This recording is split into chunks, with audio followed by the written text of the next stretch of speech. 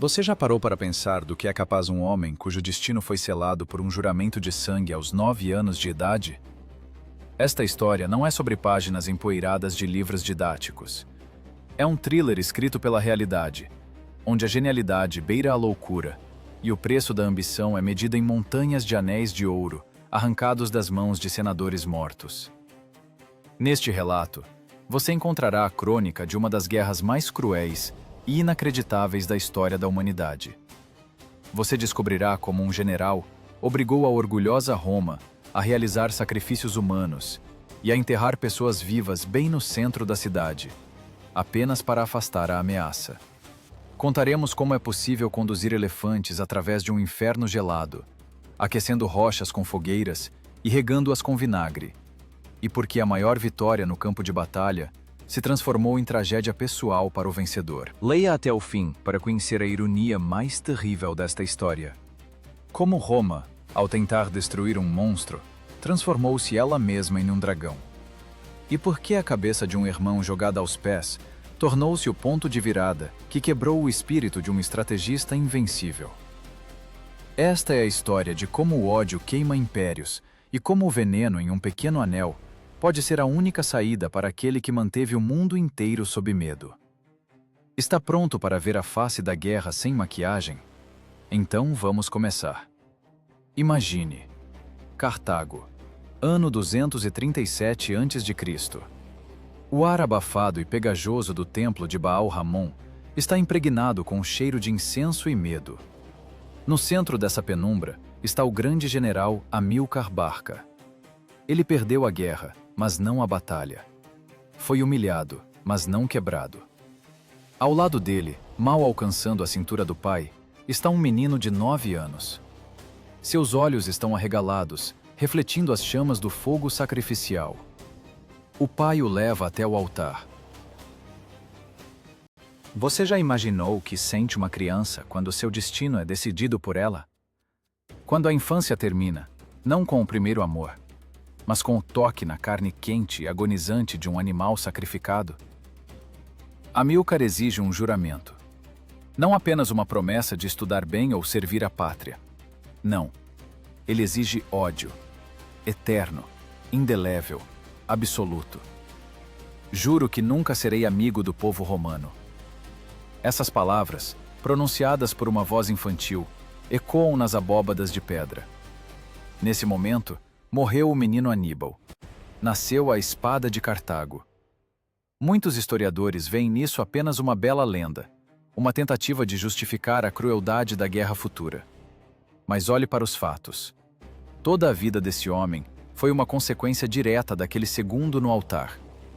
Não era política, era vingança.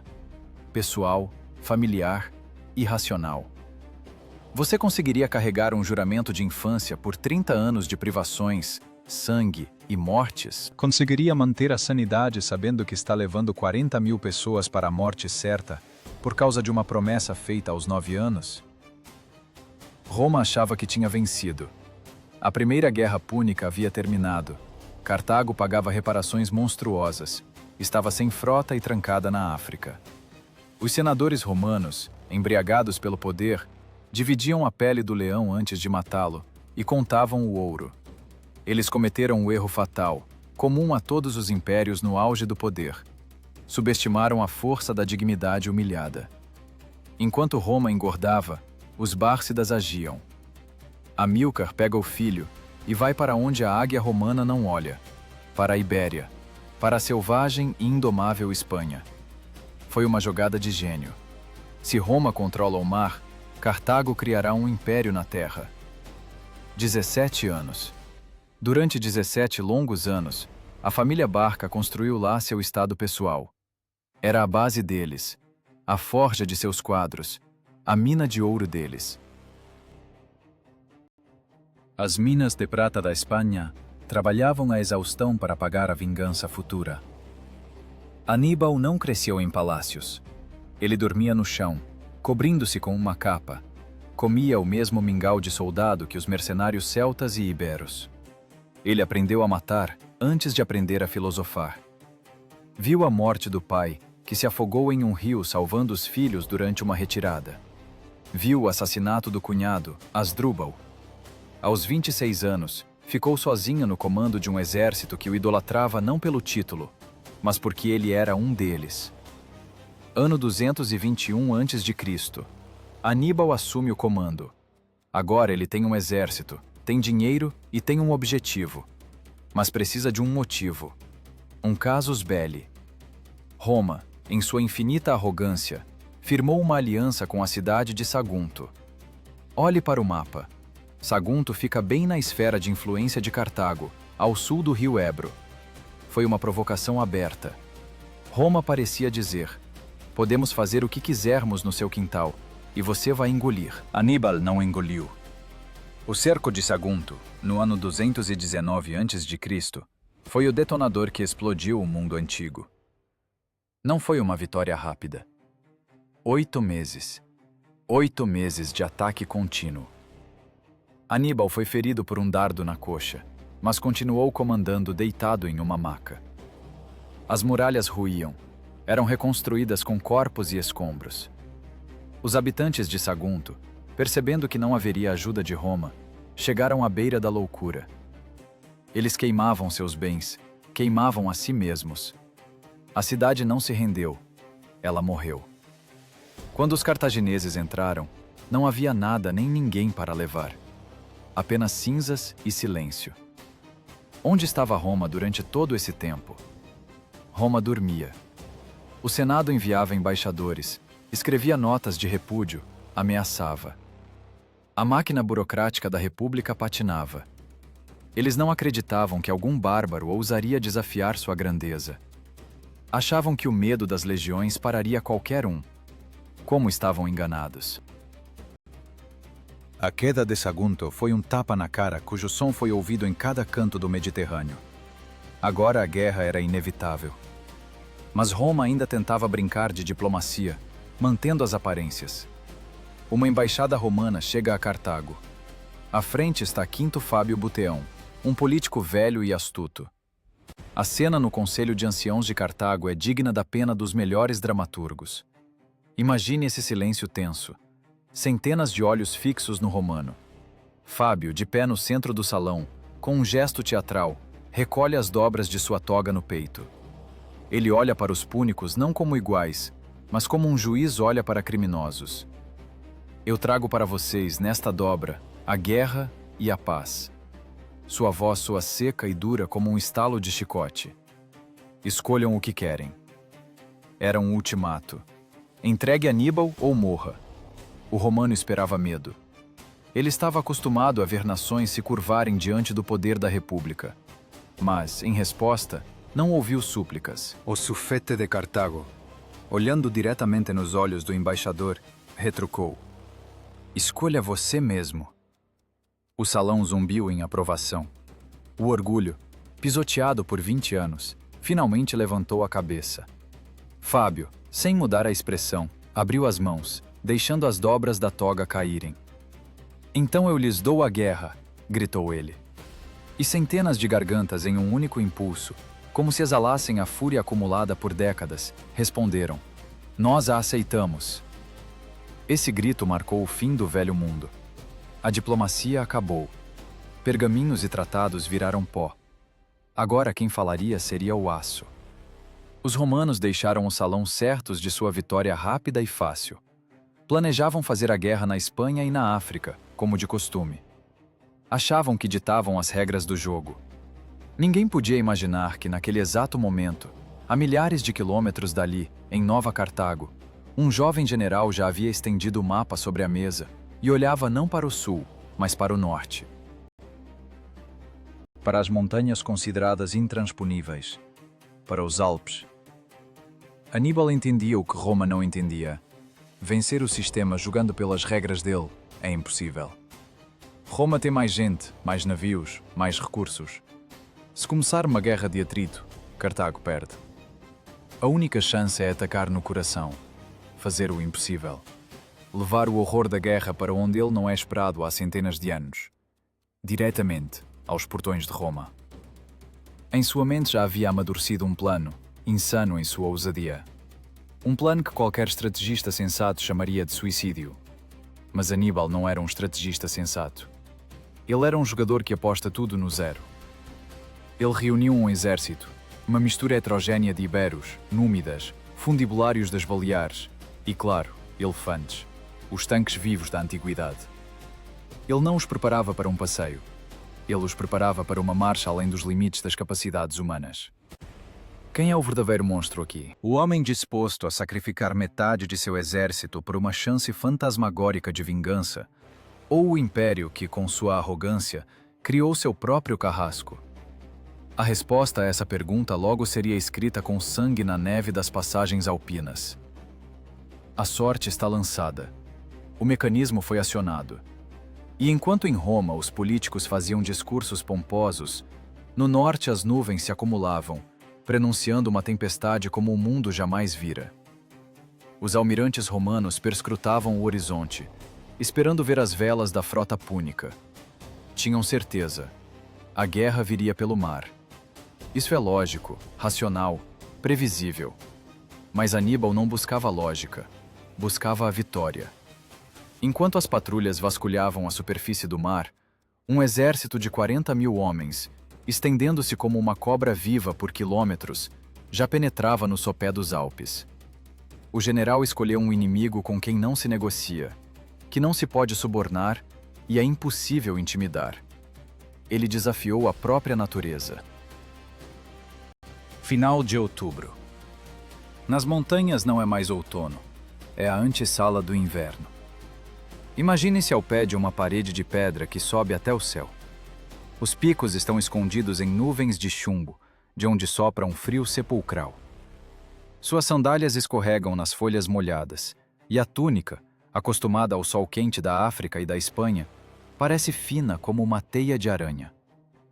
Aníbal apontou para esses picos e disse: "Ali está o nosso caminho." Os soldados olharam para ele como se fosse um louco.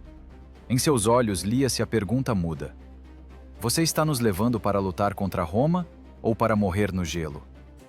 A subida começou. Foi uma marcha para o submundo, só que o caminho não levava para baixo, mas para cima.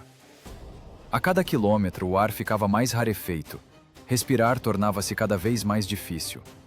Mas o frio não era o único assassino. As tribos locais das montanhas, os alóbroges, observavam os estranhos do alto de seus ninhos de águia. Para eles, aquele exército era apenas uma presa longa e desajeitada. As emboscadas começavam de repente. O silêncio das montanhas era rasgado por assobios, e uma chuva de pedras e flechas caía sobre a coluna. Imagine o caos numa trilha estreita, onde à esquerda há um penhasco vertical e à direita um abismo sem fundo.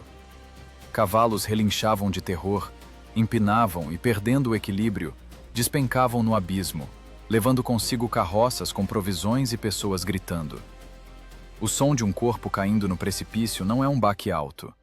É um grito longo que diminui e de repente cessa. E novamente o silêncio.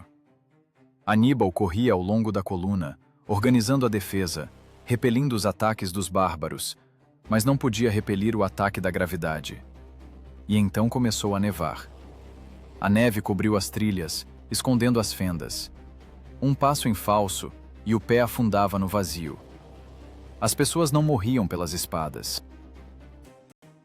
Elas congelavam durante o sono, sentando-se para descansar um minuto e ficando lá para sempre, transformando-se em estátuas de gelo.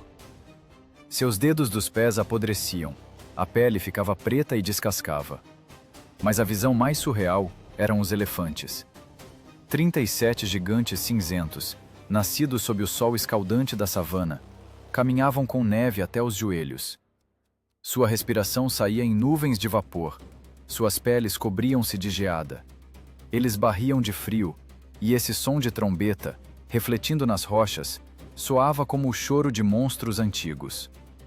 Os animais escorregavam, caíam, quebravam as pernas, mas continuavam andando, impulsionados pela vontade de um só homem. No 9º dia alcançaram o passo, o topo do mundo. Aníbal, de pé no pico açoitado por todos os ventos, tentou inspirar vida em seus homens exaustos. Ele apontou para baixo, para o sul, onde através das brechas nas nuvens via-se o vale verde do rio Pó. Lá está a Itália! Gritava ele, sobrepondo-se ao uivo do vento. Lá está Roma! Vocês têm em suas mãos não apenas as muralhas da Itália, mas a cidadela da própria Roma. Era uma mentira piedosa. Roma ainda estava longe, e a descida revelou-se mais terrível que a subida. A trilha na encosta sul era mais íngreme, coberta por uma camada de gelo polvilhada com neve fresca. As pessoas rolavam para baixo como pedras, mas o pior esperava à frente. Um deslizamento havia destruído completamente a estrada. Diante do exército, abriu-se um abismo de centenas de metros de largura. Não havia caminho de volta, nem para frente. Qualquer outro no lugar de Aníbal teria desistido. Teria deitado na neve e aceitado a morte. Mas o Barca ordenou abrir caminho na rocha. Tito Livio descreve uma cena que parece mito, mas confirma o gênio da engenharia cartaginesa. Eles derrubavam árvores enormes, faziam fogueiras gigantescas sobre as pedras. Quando a rocha ficava incandescente, eles a regavam com vinagre dos cantis dos soldados. A pedra quiava, rachava com o choque térmico, esfarelava-se. Sufocando na fumaça acre, famintos, congelados, os homens escavavam uma cornija na rocha com picaretas e alavancas. 4 dias. 4 dias de inferno para fazer passar os elefantes. Quem é o verdadeiro titã aqui? Aquele que move montanhas com fé, ou aquele que as esmigalha com vinagre e raiva? Quando finalmente desceram ao vale, já não eram um exército, eram sombras. Da Espanha saíram quase 90.000 infantes e 12.000 cavaleiros. À Itália chegaram 20.000 infantes e 6.000 cavaleiros. A metade do exército ficou estendida nas montanhas, servindo de alimento para lobos e águias. Pense nesse número. 1 em cada 2 não chegou. Cada passo dessa expedição foi pago com a vida de alguém. Os gauleses locais, vendo esses fantasmas saindo do nevoeiro, não podiam acreditar em seus olhos. Esfarrapados, exaustos, parecendo mortos-vivos, eles conduziam elefantes com as extremidades congeladas. Os espiões romanos relataram ao Senado: Aníbal perdeu o exército. Ele não é perigoso. Esse foi o segundo erro fatal de Roma. As montanhas mataram os fracos. As montanhas mataram as pessoas comuns. Os que sobreviveram passaram por uma seleção natural de tal crueldade que nenhuma escola espartana conheceu. Os 26.000 restantes não eram apenas soldados. Eram uma alcateia de lobos que sobreviveu ao deserto de gelo, unidos por um destino comum e uma fé absoluta em seu líder. Eles devoraram seu próprio medo lá no passo. Enquanto Aníbal dava aos seus homens um breve descanso para comer e limpar a ferrugem das armas, a máquina romana começou a virar desajeitadamente. O cônsul Públio Cornélio Cipião, pai do futuro vencedor, transferia apressadamente as legiões do sul para o norte. Ele corria para o rio Ticino, certo de que esmagaria facilmente o bando de esfarrapados que caíra das montanhas. Os romanos marchavam com armaduras polidas brilhando, bem alimentados, confiantes em sua superioridade, discutindo o quão rápido terminariam essa campanha e voltariam para casa para os feriados. Eles não sabiam que em sua direção movia-se uma força impossível de medir pelo número de espadas. No ar gelado sobre a planície, já pairava o cheiro do primeiro sangue, e nas margens do rio Ticino, os cavaleiros da cavalaria númida já selavam seus cavalos, verificando a ponta dos dardos. O primeiro confronto no rio Ticino não foi uma batalha no sentido pleno da palavra. Foi um reconhecimento em força que se transformou em uma bofetada. A cavalaria pesada romana, orgulho da República, desfez-se sob os golpes dos ágeis númidas, como vidro sob um martelo. O cônsul Públio Cornélio Cipião, o mesmo que corria do sul, quase morreu. Imagine a cena. O cônsul, cercado por inimigos, sangrando, e quem o salva não é a guarda pretoriana, mas seu filho de 17 anos. Um jovem que sozinho se lança contra a formação inimiga para resgatar o pai. Guarde o nome desse menino. Ele também se chama Públio Cornélio Cipião. Anos depois, o mundo o conhecerá pelo nome de o Africano. Mas isso será depois. Agora, no frio novembro do ano 218 a.C., o cônsul ferido comanda a retirada. Roma estava em choque. Retirada? Cônsules romanos não recuam. No Senado reinava não tanto o desânimo, mas a irritação. Cipião apenas mostrou fraqueza. Sussurravam nos corredores. Precisamos de um homem de verdade. E Roma enviou um homem de verdade. O segundo cônsul, Tibério Semprônio Longo. Ele chegou da Sicília, ardendo em justa ira e ambição. O prazo de seu consulado terminava em alguns meses. Ele precisava de uma vitória. Urgentemente. Agora mesmo. Ele precisava de um triunfo para garantir seu futuro político. Aníbal, cujos espiões estavam em cada taverna, sabia disso. Ele sabia que Semprônio não era um general, mas um político com uma espada. Um jogador compulsivo, fácil de induzir a uma aposta. Dezembro de 218. Solstício de inverno. No vale do rio Trébia, faz tanto frio que os pássaros congelam em pleno voo. Aníbal prepara o palco para sua encenação. Ele ordena que seus guerreiros comam carne quente até se fartarem e untem abundantemente os corpos com azeite e gordura perto das fogueiras. Não é luxo, é isolamento térmico. Seus homens estão aquecidos, verificam as armas e esperam. E no acampamento romano? Silêncio. Semprônio tem certeza de que os cartagineses têm medo de sair a campo. Amanhecer. O céu de chumbo mal clareia. De repente, o acampamento romano acorda com guinchos selvagens e assobios de dardos. A cavalaria númida ataca os portões. É a isca. Semprônio, sem dar aos soldados tempo para o café da manhã, sem deixá-los vestir as roupas debaixo das armaduras, grita: "Ao ataque!" 40.000 homens saem para o gelo. Famintos, sonolentos, despidos. Eles veem os númidas fugindo e lançam-se em perseguição. Entre os romanos e o exército de Aníbal corre o Trébia. No verão é um riacho. Agora, inchado pelas chuvas e pela neve derretida, é uma torrente gelada na altura do peito de um homem adulto. Os romanos entram na água. Você já tentou entrar em um rio gelado no inverno?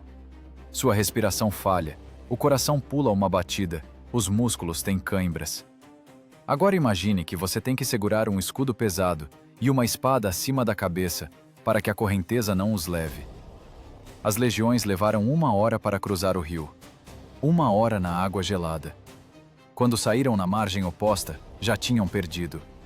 Ainda não haviam encontrado o inimigo, mas já estavam mortos. Suas túnicas viraram carapaças de gelo. As mãos estavam tão entorpecidas que não conseguiam segurar o cabo do gládio. Tremiam tanto que o bater dos dentes abafava o barulho das armaduras. E diante deles, alinhado em perfeita ordem, estava o exército de Aníbal. Alimentado, aquecido, cheio de força. Semprônio Longo formou as legiões na ordem de batalha padrão. Ele ainda acreditava que a disciplina romana era mais forte que a física. "Avante!" comandou. E a multidão, congelada e faminta, foi morrer. Os velites, escaramuçadores, tentaram lançar dardos, mas seus dedos não se esticavam.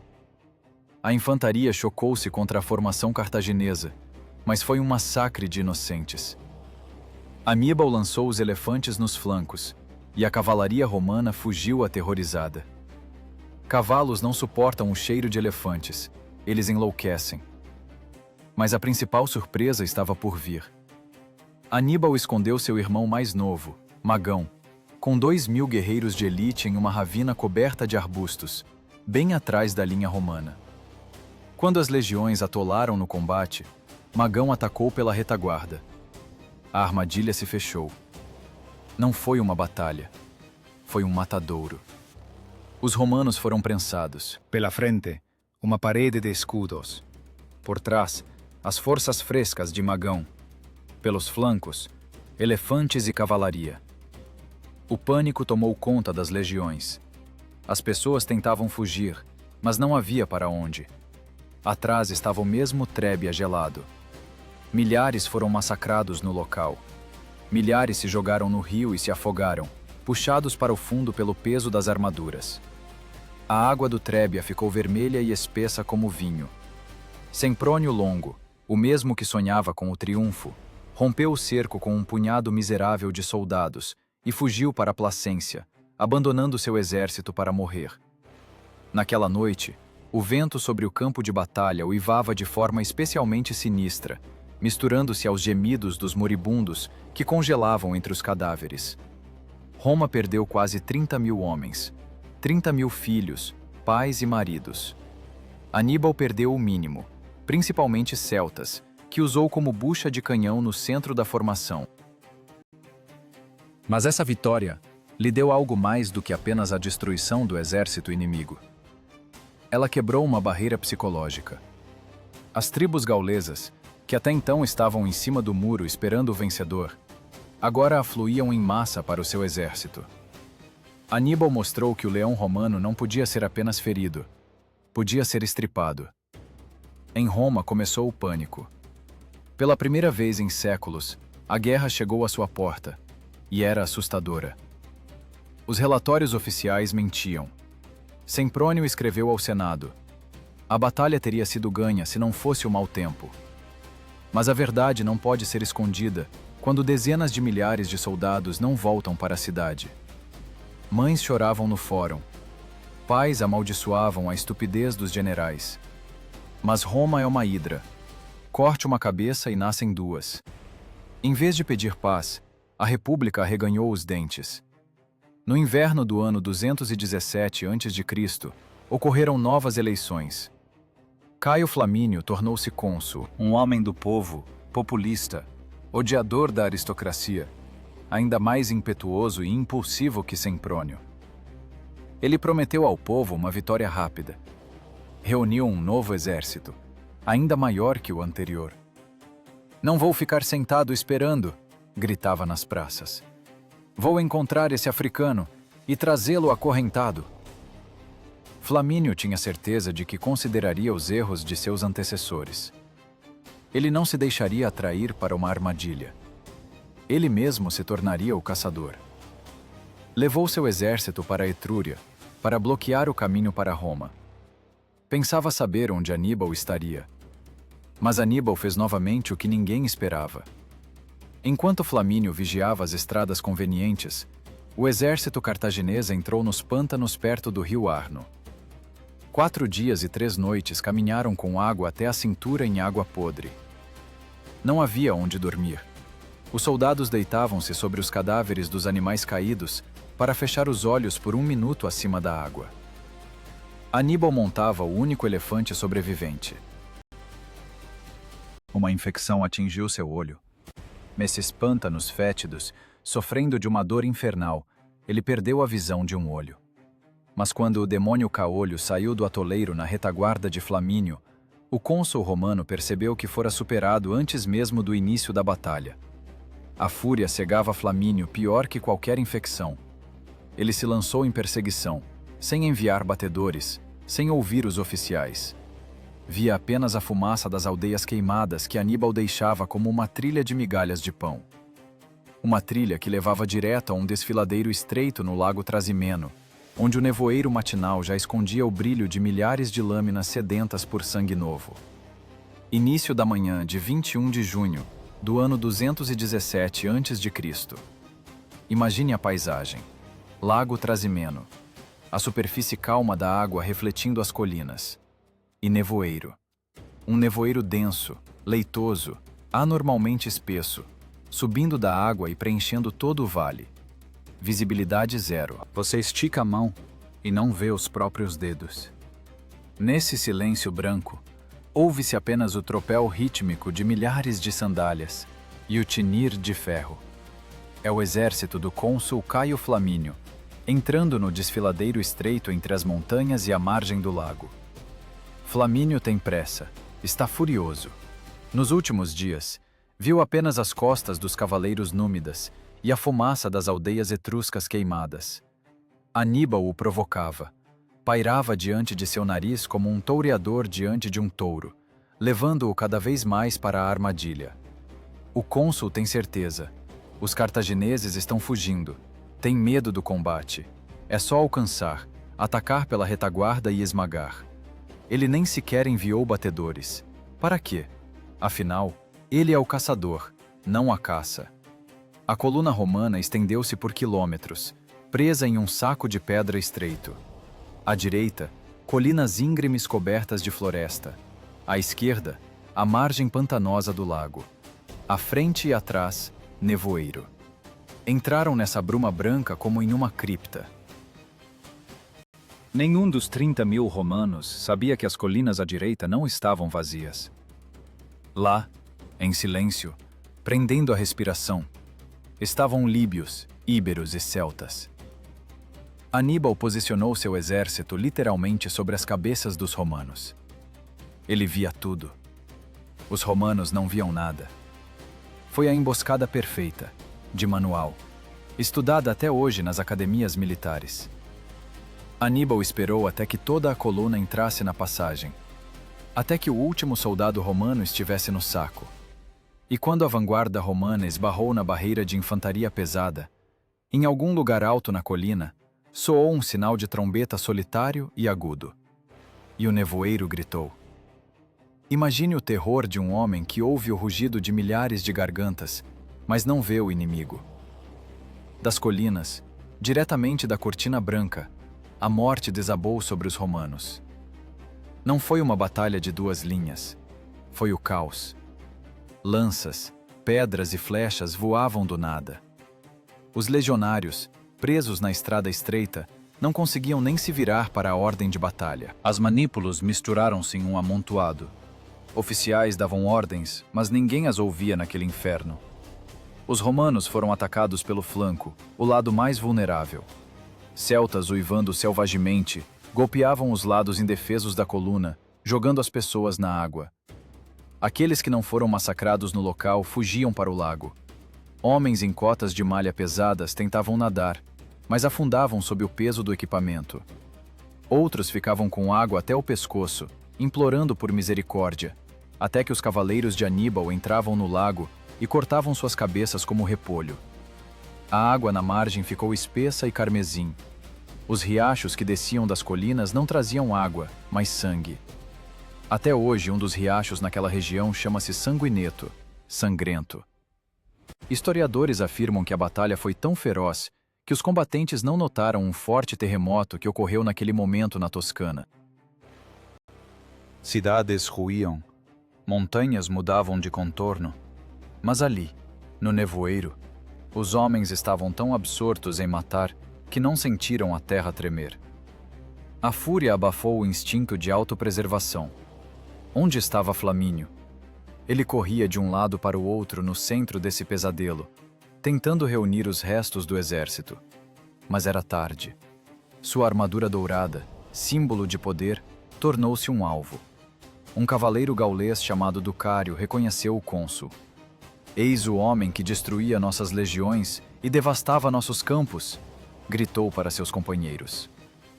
Ducário abriu caminho através dos guarda-costas, golpeou com a lança e arrancou a cabeça do cônsul romano. O corpo de Flamínio caiu na lama e foi pisoteado por milhares de pés. Aníbal depois o procurou para enterrá-lo com as honras dignas de um general, mas não o encontrou. O cônsul romano desapareceu, tornando-se parte da massa sangrenta em que seu exército se transformou. 3 horas. Apenas 3 horas foram necessárias para destruir 15.000 romanos. Outros tantos foram feitos prisioneiros. Aníbal perdeu apenas 1.500 homens. Quando o nevoeiro se dissipou, o sol iluminou um quadro que fez o sangue gelar até nas veias dos veteranos. O vale estava coberto de corpos tão densamente que não se via a terra. O silêncio que se seguiu à batalha era mais assustador que os gritos. Era o silêncio de um cemitério. Mas o mais terrível não acontecia ali. O mais terrível acontecia em Roma. Os rumores corriam mais rápido que os mensageiros. Primeiro um sussurro. Flamínio foi derrotado. Depois um grito. O exército foi destruído! Multidões afluíam ao fórum. Mulheres ficavam nos portões da cidade, perscrutando os rostos dos poucos fugitivos, tentando reconhecer seus maridos e filhos. Elas agarravam as capas dos senadores que passavam, exigindo a verdade. Mas os próprios senadores estavam em pânico. Escondiam-se na cúria, com medo de sair para o povo. Mentir era inútil. Finalmente, perto do pôr do sol, o pretor Marco Pompônio subiu à tribuna de oradores. Ele não fez longos discursos, não procurou desculpas. Olhou para a multidão de milhares, que prendia a respiração, e pronunciou uma frase que atingiu Roma mais forte que qualquer ariete. Perdemos uma grande batalha. Só isso, nada mais. A multidão explodiu em um uivo de desespero. Era o fim do mundo. 2 exércitos destruídos em 6 meses. Um cônsul ferido, outro morto. A estrada para Roma estava aberta. Entre Aníbal e a Cidade Eterna, não restava uma única legião, nem um soldado. Apenas 3 dias de viagem. As pessoas esperavam que a cavalaria cartaginesa aparecesse nos portões a qualquer minuto. Esperavam o cerco, a fome, a escravidão. Nessa atmosfera de pânico total, quando parecia que os deuses haviam virado as costas para Roma, o velho sistema de governo ruiu. A democracia é boa em tempos de paz. À beira do abismo, é necessária uma ditadura. É necessária uma vontade. Uma mão capaz de impedir a cidade de cair no precipício. O Senado, passando por cima do orgulho, toma uma decisão a qual não recorria há décadas. Nomeiam um ditador. O homem que deveria salvar Roma chamava-se Quinto Fábio Máximo. Ele não era jovem, não era impetuoso. Era o oposto completo do falecido Flamínio. Um velho lento, cauteloso, pedante, que muitos consideravam chato. Mas foi exatamente esse velho chato que entendeu o que os outros não entendiam. Aníbal não pode ser vencido em campo aberto. Aníbal é um predador que se alimenta da agressividade do inimigo. Portanto, é preciso privá-lo de alimento. É preciso parar de jogar pelas regras dele. Fábio assumiu o poder em uma cidade que cheirava a medo. Olhou para o mapa, onde o lago Trasimeno se espalhava como uma mancha vermelha, e tomou uma decisão que faria Roma odiá-lo. Ele decidiu não lutar. Enquanto Aníbal celebrava o triunfo e distribuía armas romanas capturadas aos seus soldados, em Roma começava uma guerra muito diferente. Uma guerra de atrito. Uma guerra de nervos.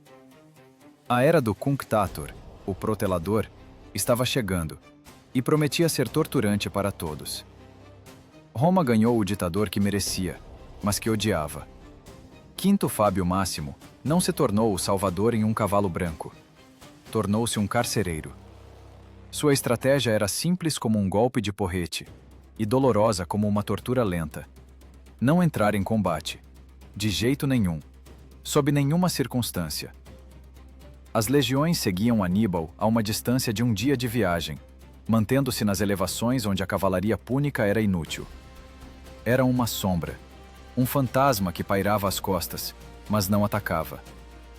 Imagine-se no lugar de um legionário romano. Você caminha pelas colinas de sua Itália natal.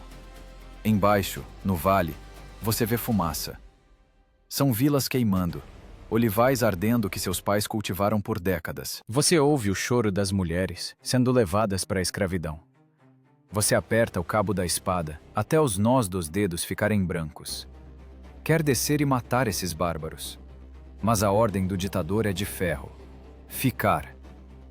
Fábio olhava para os incêndios com a calma gélida de um cirurgião que amputa um membro para salvar o corpo. Ele entendia. O tempo trabalha a favor de Roma. Aníbal está em um país estrangeiro, sem bases de suprimento, sem reforços. Cada dia de inatividade mata seu exército com mais certeza do que a espada. Aníbal, esse gênio da psicologia, entendeu o jogo instantaneamente. Ele precisava de uma batalha como do ar. Sem vitórias, seu exército de mercenários começaria a se decompor. E ele começou a provocar Fábio. Ele não apenas saqueava, ele humilhava. Os pônicos queimavam tudo ao redor propositalmente, mas deixavam intactas as propriedades do próprio Fábio. Aníbal parecia dizer ao povo romano: viram? Seu ditador está em conluio comigo. Não toco nos bens dele enquanto os seus queimam. Era um veneno que penetrou no coração de Roma. A cidade sufocava de raiva. No fórum gritavam que Fábio era um covarde. Apelidaram-no de Cunctator, o protelador. Na época isso soava como um palavrão sujo, como um estigma de vergonha. Escolhemos um homem e recebemos uma babá, berravam os demagogos. O chefe da cavalaria, Marco Minúcio, sabotava abertamente as ordens do ditador, chamando-o de pedagogo que leva Aníbal pela mão pela Itália. A democracia tem um defeito fatal. A multidão exige soluções simples para problemas complexos. A multidão não quer esperar uma estratégia de anos. Quer a vitória para o almoço. Os 6 meses da ditadura de Fábio expiraram. Ele salvou Roma ao não deixar Aníbal destruir o restante do exército. Mas Roma não lhe disse obrigado. Roma cuspiu em sua cara. O povo exigia sangue. O povo exigia revanche. Chegou o ano 216 a.C. As eleições para cônsules transformaram-se em histeria. A aristocracia indicou Lúcio Emílio Paulo, um militar experiente e cauteloso que compartilhava das visões de Fábio. Mas o povo escolheu seu herói. Foi Caio Terêncio Varrão, filho de açougueiro, populista, gritão, um homem que dizia o que as massas queriam ouvir. Olhe para este homem. Varrão é a encarnação do orgulho romano. Ele prometeu acabar com a guerra com um único golpe. Não serei como esses patrícios covardes, escondendo-me pelas montanhas, rugia ele nas assembleias. Levarei as legiões para o campo e esmagarei o inimigo. E Roma acreditou. Roma deu a ele tudo o que pediu. Nunca antes a República reunira tal poder. Normalmente um exército consular consistia em 2 legiões. Desta vez, reuniram 8. Junto com os aliados, quase 90.000 homens. 90.000! Era um mar vivo de aço e carne. Quando esse exército marchava, a terra tremia tanto que a água nos poços ficava turva. A poeira levantada por milhares de pés tapava o sol. Parecia que essa massa sozinha seria capaz de esmagar Aníbal apenas passando por cima dele. O sábio Fábio, olhando para esses preparativos, disse a Emílio Paulo palavras que soam como um epitáfio. Lembre-se, você terá que lutar não apenas contra Aníbal, mas também contra Varrão. Aníbal quer a batalha, e Varrão quer a batalha. Só você quer a salvação do Estado. Mas quem ouve velhos chatos quando o ar cheira a vitória iminente? O exército moveu-se para o sul, para a Apúlia, para onde Aníbal havia tomado a fortaleza de Canas, onde estavam estocadas as reservas de grãos. Aníbal esperava por eles. Sabia que viriam. Escolheu o local. Escolheu a hora. A planície perto do rio Alfido, plana como uma mesa, terra queimada pelo sol. O lugar ideal para a cavalaria, da qual ele tinha mais, mas isso não preocupava os romanos. Eles eram o dobro. Que diferença faz onde matar o inimigo se vocês são o dobro? A atmosfera no acampamento romano estava eletrizada. Os cônsules comandavam alternadamente, um dia Paulo, um dia Varrão. Era a esquizofrenia do comando. Nos dias de Paulo, o exército ficava parado, fortificando o acampamento. Nos dias de Varrão, ansiava pela luta, provocando escaramuças. Aníbal via essa discórdia. Sentia a impaciência de Varrão como um tubarão sente sangue na água. 2 de agosto do ano 216 a.C., dia em que Varrão comandava. O sol nasceu sobre a Apúlia vermelho sangue. Um vento quente, que os locais chamam de siroco, soprava direto no rosto dos romanos, trazendo nuvens de areia e poeira. Varrão hasteou a bandeira vermelha sobre sua tenda, sinal de batalha. Finalmente, suspiraram os legionários. Estavam cansados de esperar, cansados de ter medo. Queriam que esse pesadelo acabasse hoje. Eles não sabiam que seu desejo se realizaria. Para 50.000 deles, este dia realmente seria o último. Varrão tirava o exército do acampamento. alinhando-o em um retângulo gigante e profundo. Decidiu apostar na força bruta. Amassar, quebrar, pisotear a fina linha cartaginesa com massa. Era a tática do punho. Aníbal, por sua vez, preparava a tática do abraço. Abraço mortal.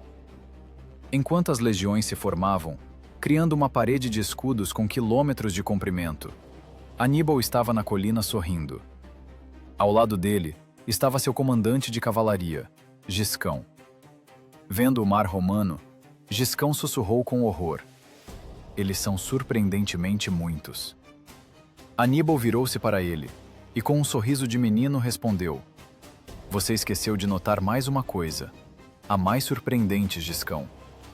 No meio de toda essa enorme multidão, não há ninguém que se chame Giscão. O entorno caiu na gargalhada. Esse riso, cínico e ousado, correu pelas fileiras do exército púnico. Sabiam que iam lutar contra um Leviatã, mas sabiam que eram liderados pelo diabo. O mecanismo da maior catástrofe da antiguidade estava armado. A máquina romana, pesada, desajeitada, cegada pelo próprio poder, rangendo as lagartas, rolou ao encontro de sua perdição. E no centro do campo, como se convidasse para uma dança, estava a fina formação de Aníbal, curvada em meia-lua. A armadilha estava aberta. A vítima entrou. Meio-dia ventoso na Apúlia. O vento, que os locais chamam de vulturno, soprava nas costas dos cartagineses e direto no rosto dos romanos, trazendo nuvens de poeira e areia. 80.000 legionários avançavam de cabeça baixa, apertando os olhos contra a sujeira que voava. Não viam o que acontecia nos flancos, viam apenas o centro da formação inimiga, celtas e iberos seminus em túnicas de linho, alinhados em um estranho arco curvado na direção dos romanos. Parecia fraqueza. Parecia que os bárbaros já estavam prontos para fugir, e sua formação se curvava de medo.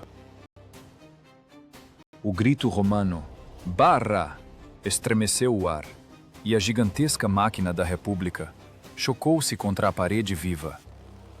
O impacto foi de tal força que as primeiras fileiras dos cartagineses simplesmente desapareceram, esmagadas pelos escudos. Os celtas lutavam com a fúria dos condenados, mas a massa romana pressionava. A profundidade da formação romana era monstruosa. Os manípulos estavam tão juntos que as fileiras de trás literalmente empurravam as da frente contra as espadas inimigas. O centro de Aníbal começou a ceder, primeiro devagar, depois mais rápido. O arco curvado para os romanos tornou-se uma linha reta e depois começou a curvar-se para dentro, transformando-se em um saco.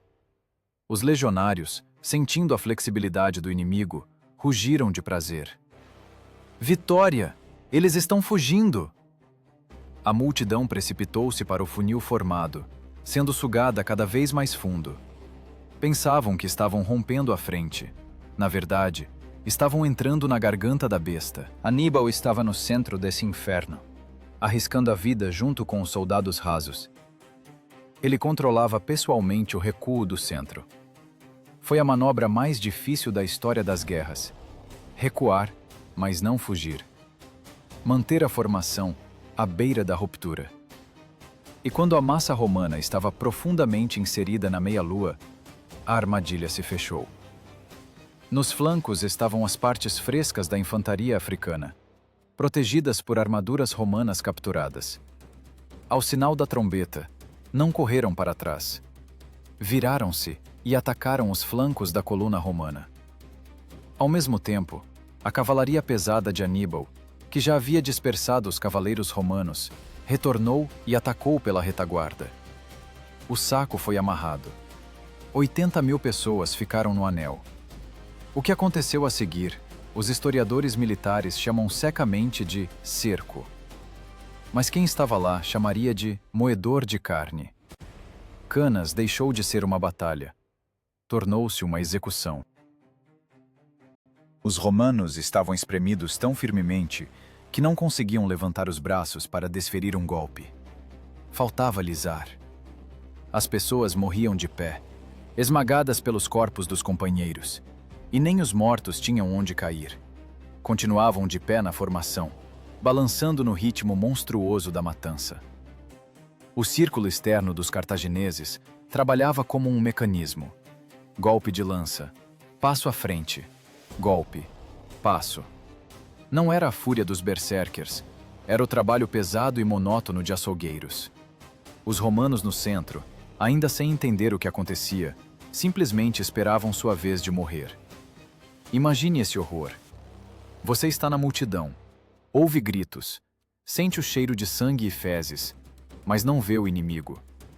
Você só sente o anel se fechando, a pressão no peito tornando-se insuportável. Minuto após minuto, hora após hora. O sol queimava impiedosamente, a sede atormentava mais que as feridas, e a morte se aproximava lenta e inexoravelmente. Nesse aperto, desapareceram patentes e títulos. Senadores em togas brancas morriam pisoteados na poeira pelas botas de recrutas. Sérvio Gêmino, cônsul do ano anterior, morreu com a espada na mão. Minúcio, o mesmo que discutia com Fábio, encontrou ali seu fim. Lúcio Emílio Paulo, ferido por uma pedra no rosto logo no início da batalha, estava sentado em uma pedra, sangrando. Quando um oficial passou correndo, oferecendo-lhe um cavalo, Paulo recusou. Diga a Fábio, rouquejou ele, cuspindo espuma vermelha, que vivi e morro seguindo seus preceitos. E agora vá, enquanto pode. O cônsul ficou esperando o último golpe, enquanto seu colega, o gritão Varrão, salvando a própria pele, já corria para longe do campo de batalha com um punhado miserável de cavaleiros. Canas é o triunfo da qualidade sobre a quantidade. Aníbal mostrou ao mundo que um exército não é a soma de soldados, mas um organismo único. Ao pôr do sol, tudo estava acabado. No campo jaziam, segundo várias estimativas, de 50 a 70 mil romanos. 70 mil. Para você entender a escala, é a população de uma grande cidade antiga, massacrada em um único dia. O sangue penetrou na terra tão profundamente que o vento levantava no ar não poeira, mas uma névoa vermelha. Quando a lua iluminou esse campo, viu um quadro do submundo. Entre as montanhas de cadáveres, vagavam saqueadores, acabando com os feridos. Não procuravam armas ou armaduras. Havia ferro demais, perdeu o valor. Procuravam ouro. Anéis. Anéis de ouro que apenas cavaleiros e senadores tinham o direito de usar. Era o sinal do poder supremo, da elite de Roma. Os cartagineses arrancavam-nos dos dedos rígidos, cortavam as mãos se os anéis não saíssem. Não era apenas saque, era um símbolo. Aníbal não destruiu apenas legiões. Ele decapitou a república. Eliminou toda uma classe de governantes. 1/3 do Senado ficou na lama da Apúlia. Centenas das famílias mais nobres foram interrompidas naquele dia. A sociedade romana foi estripada. Aníbal caminhava pelo campo, passando por cima dos corpos. Olhava para os rostos dos inimigos mortos, mas em seus olhos não havia alegria. Apenas o cansaço frio de um mestre que terminou uma criação grande e terrível. Seus oficiais, bêbados de sangue e vitória, gritavam: "Para Roma! Em 5 dias você estará jantando no Capitólio." O comandante da cavalaria, Maarbal, jogou-lhe na cara: "Você sabe vencer, Aníbal, mas não sabe usar a vitória." Mas Aníbal ficou calado. Ele sabia o que eles não sabiam. Não tinha máquinas de cerco. Seu exército estava exausto. E o principal, ele esperava que Roma, como qualquer estado normal, agora que sua espinha estava quebrada, rastejasse pedindo paz. Os anéis foram despejados em medidas de grãos. Eram tantos que perderam a conta exata. Mais de 3 módios, são dezenas de quilos de ouro. Aníbal ordenou enviar essa carga terrível para Cartago. Não cabeças de inimigos, não suas bandeiras, mas seu poder, fundido em ouro.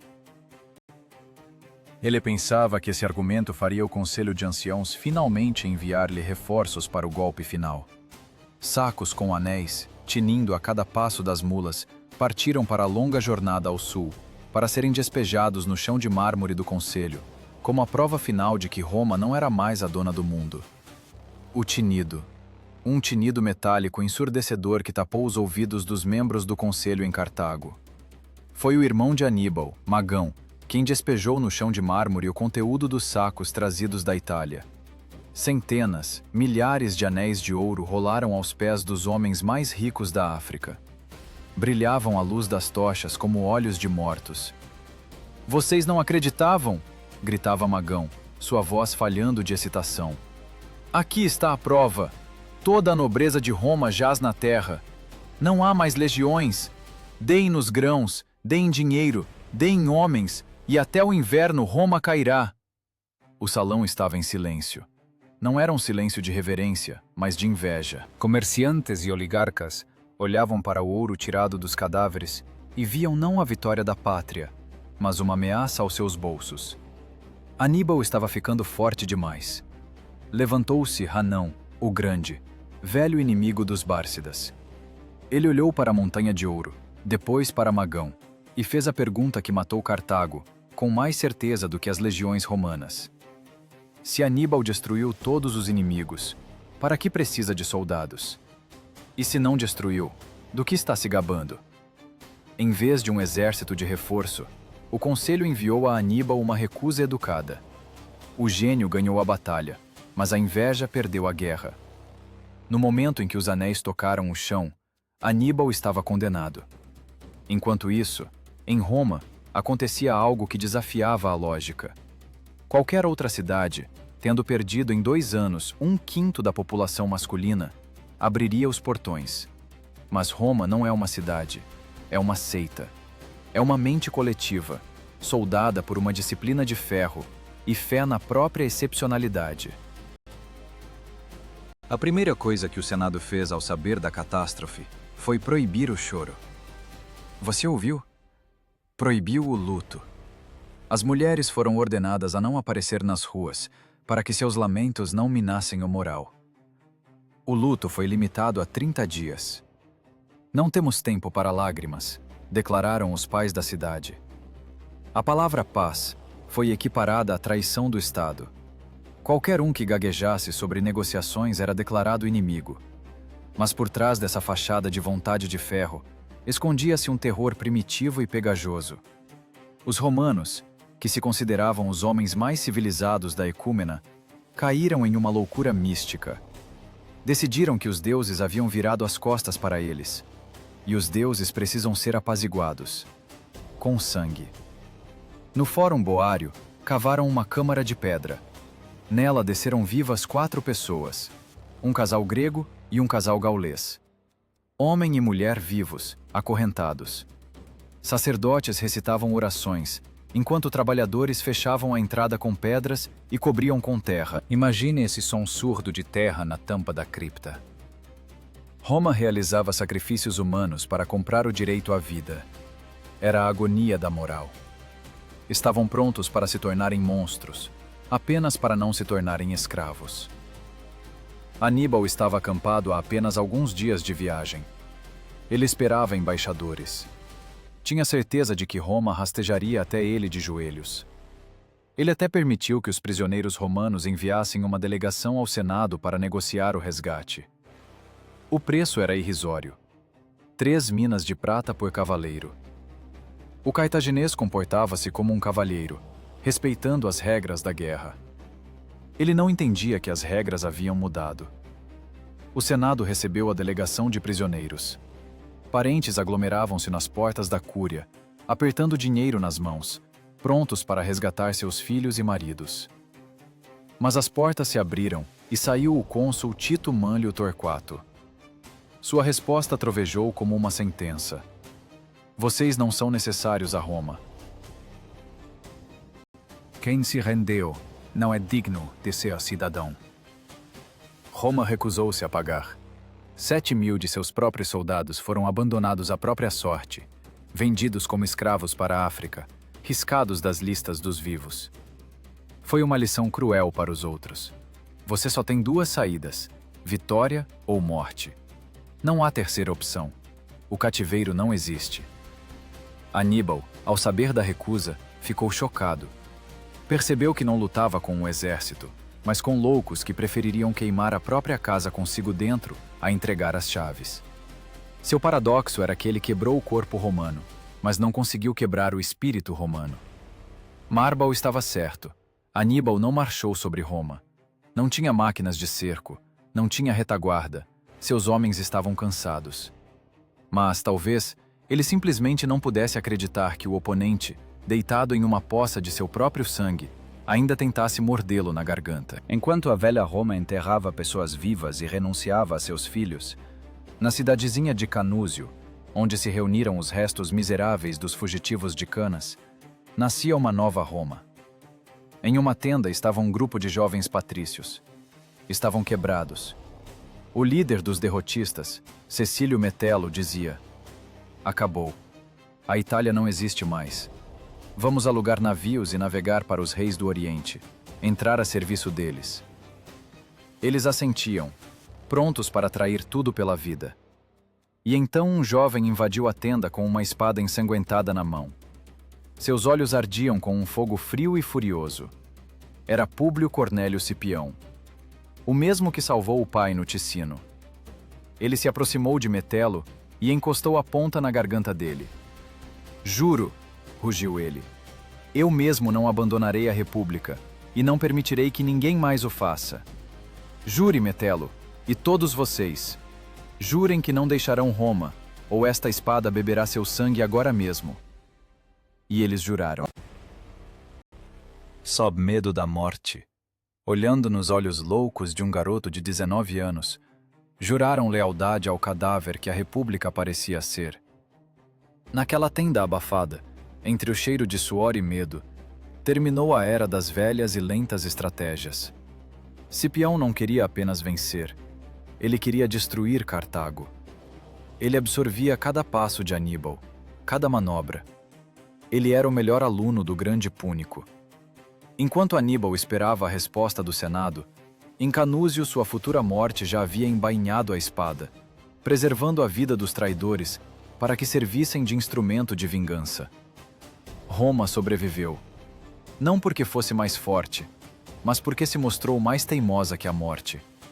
Eles recrutaram novas legiões, libertaram 8.000 escravos, comprando-os dos donos às custas do Estado, e deram-lhes armas. Soltaram criminosos das prisões. Meninos adolescentes vestiram as armaduras dos pais. Era um exército de párias, um exército de fantasmas, mas estava pronto para lutar. Aníbal ficou sozinho na Itália, invicto, mas trancado em uma jaula de sua própria vitória, enquanto o tempo, o assassino mais impiedoso, iniciava sua contagem regressiva. Enquanto Roma lambia as feridas e Aníbal manobrava sem rumo pelo sul da Itália, esperando uma resposta que não viria, do outro lado do mar surgiu uma nova estrela, Públio Cornélio Cipião. Aquele mesmo jovem que jurou sobre a espada ensanguentada chegou à Espanha. Tinha apenas 25 anos. Pelas leis romanas, era jovem demais para comandar até uma centúria, quanto mais um exército. Mas quando o Senado perguntou quem queria ir para a Espanha, onde o pai e o tio de Cipião já haviam morrido, um silêncio pairou no salão. Todos os velhos generais desviaram o olhar. Tinham medo do sobrenome Barca, como de uma maldição. Só ele se levantou. Cipião não parecia com os generais romanos da velha escola. Ele não acreditava em ataques frontais e força bruta. Ele era um Aníbal 2.0, uma versão romana aprimorada do gênio cartaginês. Ele estudava seu inimigo não com ódio, mas com a admiração de um cirurgião estudando anatomia. Ele entendeu o principal. A força de Aníbal não está nos elefantes nem nos númidas, mas na velocidade e na imprevisibilidade. E Cipião decidiu tornar-se mais rápido. Ano 209 a.C. Nova Cartago, capital do Império Bárcida na Espanha. Cidade-fortaleza situada em uma península, cercada pelo mar e por uma lagoa. Tomá-la de assalto era considerado impossível. Mas Cipião soube por pescadores locais um segredo que valia mais que 1000 legiões. Durante a maré baixa e vento forte, A água na lagoa recuava, expondo o fundo na muralha norte, onde as fortificações eram mais fracas. Ele disse aos seus soldados que Netuno lhe aparecera em sonho e prometera ajuda. Foi puro cinismo e psicologia brilhante. Soldados acreditam mais em deuses do que em estrategistas. Quando a água realmente recuou, os legionários encararam isso como um milagre. Caminharam com lama até o joelho, onde o inimigo esperava água profunda, e invadiram a cidade. O massacre foi curto, mas eficaz. Ao pôr do sol, a capital caiu. Cipião capturou o tesouro, os arsenais e, o mais importante, reféns nobres das tribos ibéricas. Em vez de vendê-los como escravos, como faria qualquer outro romano, ele os libertou com presentes. Foi um cheque-mate.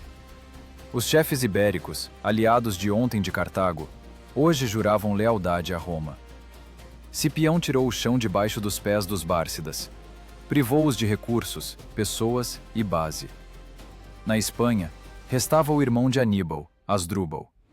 Percebendo que a península estava perdida, ele toma uma decisão desesperada. Se não se pode manter a Espanha, é preciso salvar a Itália. Asdrúbal reúne os restos do exército, o tesouro e os elefantes para repetir a façanha do irmão. Ele vai para os Alpes. Roma estremeceu. Imagine esse terror. Um Aníbal colocou a república de joelhos. O que farão dois Aníbais? Se os irmãos se unirem, se o norte e o sul da Itália se fecharem em uma frente única, é o fim de Roma. A matemática da guerra era implacável. Primavera do ano 207 a.C. Asdrúbal cruzou os Alpes mais rápido e fácil que o irmão. Ele desceu ao Vale do Pó e enviou mensageiros a Aníbal com uma mensagem. Encontramo-nos na Úmbria. Mas o destino é um piadista cruel. Aníbal não recebeu esses mensageiros. Eles foram interceptados por patrulhas romanas. As cartas, contendo o plano detalhado da união dos dois exércitos, caíram na mesa do cônsul Caio Cláudio Nero. Nero era um homem de ação. Ele estava acampado no sul, contendo Aníbal. A lei proibia o cônsul de deixar seu teatro de operações sem ordem do Senado. A violação era punida com a morte. Mas Nero entendia. Enquanto o Senado se reunisse, Roma morreria.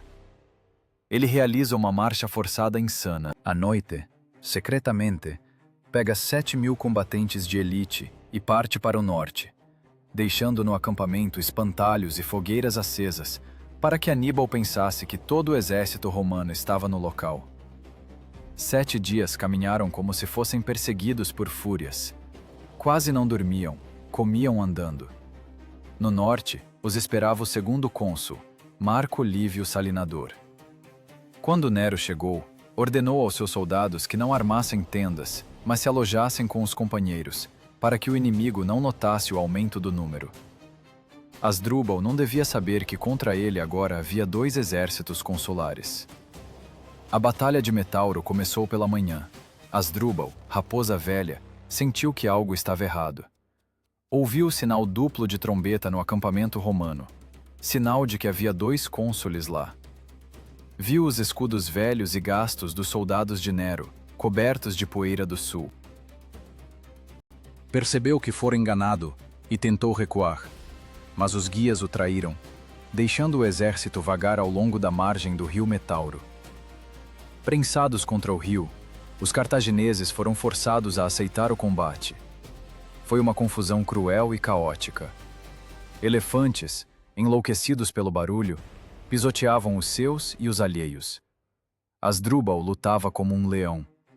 Entendia que era o fim. Vendo que seu exército fugia ou morria, não quis sobreviver a essa vergonha. Tirando o capacete e a capa de comandante, esporeou o cavalo e chocou-se contra o mais denso da infantaria romana. Morreu como viveu, com a espada na mão, filho digno de Amílcar. No sul da Itália, Aníbal ainda esperava. Ele perscrutava o horizonte norte, esperando ver a poeira das colunas do irmão. Não sabia que a batalha já estava perdida. Não sabia que sua esperança estava morta.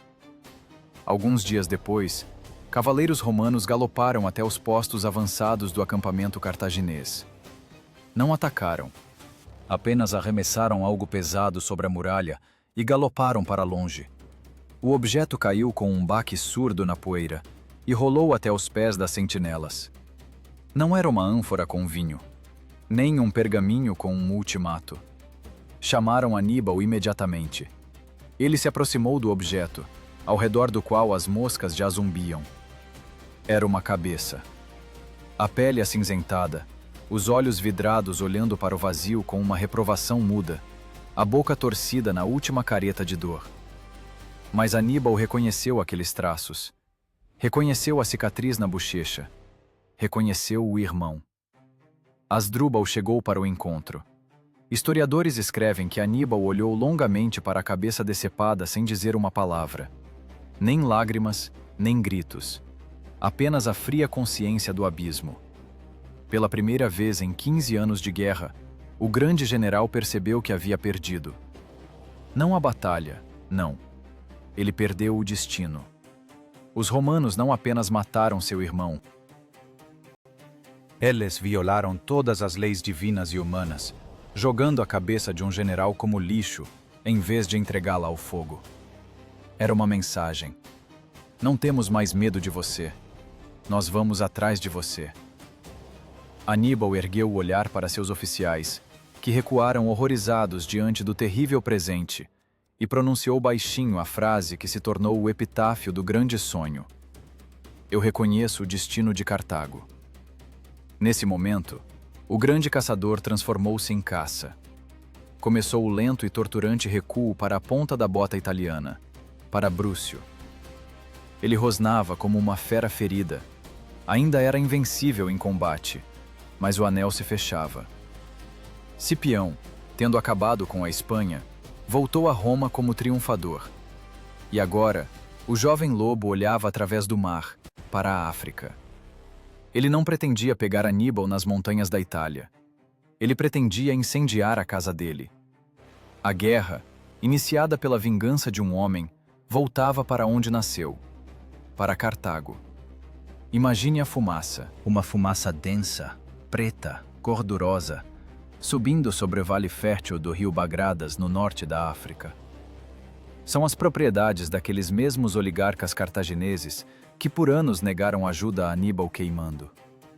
Aqueles mesmos que consideravam o lucro do comércio mais importante que a segurança do Estado.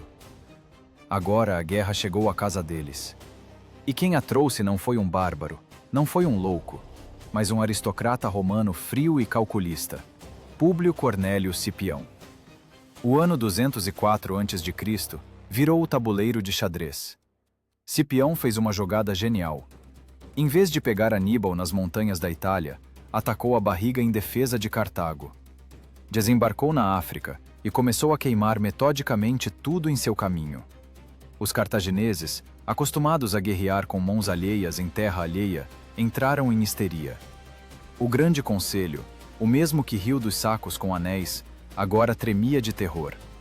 Não tinham generais, não tinham um exército capaz de parar a máquina romana. Restava-lhes apenas um trunfo, o homem que eles temiam mais do que os inimigos.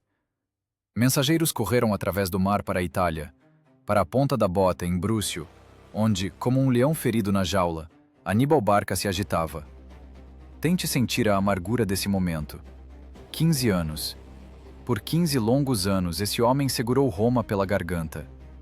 Ele conduziu seu exército através do inferno gelado dos Alpes, afogou legiões em sangue no Trébia e no Trasimeno, preparou-lhes canas, viveu em tendas, dormiu no chão, comeu ração de soldado e perdeu amigos e irmãos.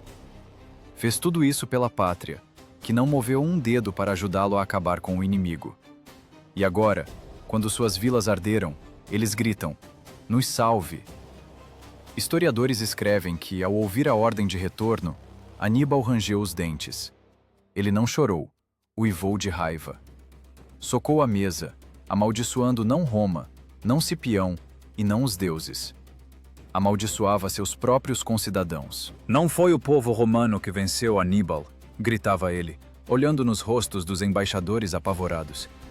Mas o Senado cartaginês, com sua inveja e ganância. Hanão, o Grande, conseguiu o que queria. Destruiu nossa casa, apenas para enterrar sob seus escombros a minha glória. Começou a evacuação. Parecia um funeral em vida. Aníbal ordenou carregar nos navios seus veteranos, aqueles poucos que passaram com ele por toda a guerra. Já não eram apenas soldados, eram homens de Aníbal. Italianos, brúcios, lucanos, que traíram Roma por ele e agora sabiam. Se ficassem, a cruz os esperava. Aqueles que se recusavam a navegar eram mortos na hora. Aníbal não podia deixar aos romanos nenhum soldado, nenhum cavalo. No templo de Juno Lacínia, deixou uma placa de bronze listando suas vitórias. Um monumento à guerra que ele venceu taticamente, mas perdeu politicamente. Quando o último navio zarpou da costa de Crotona, Aníbal estava na popa e olhava para trás. A costa da Itália desaparecia na névoa. A terra que ele conhecia melhor que as ruas de sua cidade natal. A terra onde deixou sua juventude e seu olho. Ele partia invicto. Nenhum general romano conseguiu derrotá-lo em campo aberto em solo italiano. Mas ele partia derrotado. Sabia que Roma resistiu. Roma aguentou. Roma venceu não pela espada, mas pela teimosia. A viagem foi sombria. O mar parecia sentir o humor do general. Aníbal tinha 45 anos. Saíra de Cartago como um menino de 9 anos, cheio de esperanças e ódio. Voltava como um velho grisalho e caolho, cansado de matanças. Levava para casa não o triunfo, mas a última chance de sobrevivência. Outono do ano 203 a.C. O exército de Aníbal desembarcou em Leptis Minor, ao sul de Cartago. Ele pisou na areia africana, e essa areia queimou seus pés. A pátria o recebeu não com flores, mas com cheiro de medo. Cartago estava um caos. Refugiados enchiam as ruas. Os preços do pão dispararam. Nos templos faziam-se sacrifícios intermináveis. As pessoas olhavam para Aníbal como para um Messias, como para o Deus da guerra descido dos céus. Ele voltou, ele nos salvará. Não queriam ver que seu Deus estava mortalmente cansado. E Cipião esperava. O jovem lobo romano, que tinha pouco mais de 30 anos, comportava-se na África como dono. Sabia que Aníbal havia voltado. Mais do que isso, ansiava por esse encontro. Para Cipião, a guerra era uma questão pessoal. Ele cresceu ouvindo histórias sobre Aníbal. Aprendeu a guerrear analisando as batalhas de Aníbal. Vencer qualquer outro não fazia sentido para ele. Ele precisava da cabeça do rei. Para se tornar o maior, é preciso matar o maior. Duas forças gigantescas se aproximavam. Mas olhe para a composição delas. Era uma ironia cruel do destino. Cipião comandava legiões romanas magnificamente treinadas e endurecidas. E, atenção, a cavalaria númida. Sim, a mesma lendária cavalaria que trouxe a vitória a Aníbal em Canas. O rei Massinissa traiu Cartago e passou para o lado de Roma, levando consigo os melhores cavaleiros do mundo. E o que tinha Aníbal? Uma multidão heterogênea. Veteranos cansados da Itália, milicianos locais recrutados às pressas que não sabiam manter a formação, e 80 elefantes de guerra. Mas não eram aquelas feras experientes que cruzaram os Alpes. Eram animais jovens, não domados, capturados na savana de última hora. Eram perigosos para os seus não menos do que para o inimigo. Aníbal percebeu que o equilíbrio de forças era catastrófico. Tentou fazer o que nunca fizera antes. Tentou negociar. Pediu a Cipião um encontro pessoal. Imagine a cena. Planície de Zama. Terra de ninguém entre dois acampamentos. Dois cavaleiros se encontram no centro. O silêncio é tal que se ouve a respiração dos cavalos. De um lado, Aníbal Barca. Lenda. O terror de Roma. O homem época. Do outro, Públio Cornélio Cipião. O sol nascente. O futuro do império. Olham-se nos olhos. Os intérpretes calam-se. Ambos falam grego perfeitamente. Eu ficaria feliz se os deuses tivessem dado aos nossos pais outra mente, diz Aníbal baixinho. Você é jovem, Cipião. Você tem sorte, como eu tive um dia. Mas a fortuna é enganosa. Olhe para mim. Eu estive aos portões da sua cidade, e agora estou aqui, negociando pela vida da minha. Não tente o destino. Aceite a paz que ofereço. Cartago entregará todas as ilhas, todas as possessões. Nos trancaremos na África. Deixe-nos apenas a liberdade. Era o discurso de um sábio que conheceu a futilidade das ambições. Mas Cipião não era um sábio. Era um conquistador no auge da glória. Ele olhou para o velho leão sem piedade.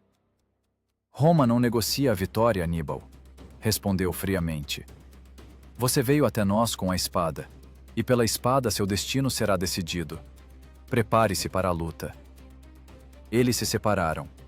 A paz foi rejeitada. A diplomacia morreu.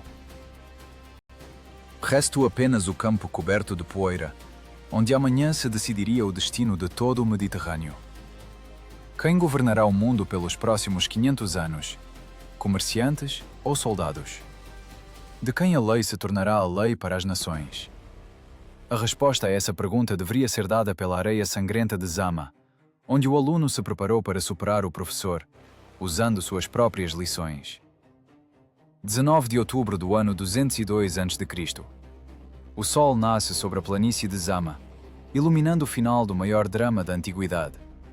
O ar treme de tensão. De um lado, as legiões de Cipião, alinhadas em ordem de xadrez. Do outro, a última esperança de Cartago. 80 elefantes de guerra, uma avalanche viva, pronta para transformar os romanos em pó. Aníbal aposta no primeiro golpe. Se os elefantes esmagarem a formação romana, a infantaria acabará com os sobreviventes. É bruto, é primitivo, mas ele não tem escolha. As trombetas rugem e a terra começa a tremer. 80 gigantes cincentos, impulsionados pelos gritos dos condutores, precipitam-se para a frente. Imagine que você está na primeira fila dos astados. Em sua direção, corre uma parede pesando centenas de toneladas. O instinto grita: corra! Mas a disciplina romana não é apenas treinamento, é a supressão dos instintos. Cipião não vacilou. Ele sabia que isso aconteceria. E preparou uma surpresa. Em vez de uma parede contínua de escudos, contra a qual os ataques geralmente se quebravam, a formação romana de repente abriu-se. Os manípulos se moveram, formando largos corredores passantes. Parecia a abertura das comportas de uma represa. Elefantes são animais inteligentes. Não querem chocar-se contra um obstáculo se veem um caminho livre. E correram para onde foram convidados, para o vazio. Os tanques vivos passaram através da formação romana sem atingir ninguém, como água através de uma grade. E lá, nos corredores, os velites já os esperavam. Dardos voavam nos flancos macios, nos olhos, nas trombas. Trombeteiros sopravam enormes chifres direto nos ouvidos dos animais. Enlouquecidos pela dor e pelo barulho, os elefantes davam meia volta e pisoteavam suas próprias tropas. A arma terrível de Aníbal transformou-se em instrumento de seu suicídio. O flanco esquerdo cartaginês foi esmagado pelas próprias feras. Mas a batalha estava apenas começando. Os elefantes se foram, e os homens se enfrentaram. Foi um massacre terrível e silencioso. No centro estavam os veteranos de Aníbal, aqueles que percorreram a Itália com ele. Sabiam que não havia caminho de volta. Lutavam não por Cartago, lutavam por seu deus da guerra. Os romanos pressionavam, mas a velha guarda cartaginesa resistia até a morte. Cipião via suas legiões atolarem nessa lama sangrenta. Parecia que a balança do destino parara. Aníbal, gênio da tática, ainda podia virar o jogo. E então, o horizonte escureceu de poeira. Aníbal ergueu o único olho para o céu E entendeu. Era o fim. Da retaguarda, com o estrondo de milhares de cascos, a cavalaria romana retornava. Mas quem a liderava não era um romano. Era Massinissa, o rei númida que traiu Cartago. Os mesmos cavaleiros que deram a vitória a Aníbal em Canas agora traziam-lhe a morte. O círculo se fechou. A história deu uma volta completa e zombeteira. O ataque na retaguarda foi devastador. O exército de Aníbal ficou no saco. Exatamente como os romanos em Canas 14 anos antes. Cipião não inventou nada de novo. Ele apenas pegou a lição do professor e a aplicou contra ele mesmo. Aníbal via seus veteranos, seus leões, morrerem sob os golpes de espadas, presos em um torno. Ele foi cercado pelo seu próprio truque. Não foi apenas uma vitória de Roma. Foi uma mensagem pessoal de Cipião. Aprendi tudo o que você ensinou. 20.000 cartagineses ficaram no campo de Zama. Cartago, como grande potência, deixou de existir naquele meio-dia. Aníbal, vendo que tudo estava perdido, virou o cavalo. Não buscou uma morte heróica em combate. Era pragmático demais para teatro barato. Fugiu para Adrumeto, para voltar à capital e dizer aos seus concidadãos a verdade que eles temiam ouvir. Quando entrou no conselho de anciãos, olharam para ele como para um fantasma. Ele não se justificou.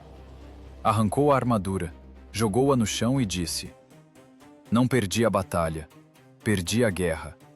Rendam-se." O homem que odiava Roma com cada célula do seu corpo, agora forçava seu povo a assinar a capitulação.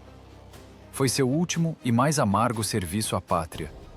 Ele entendia: melhor a escravidão do que a aniquilação total.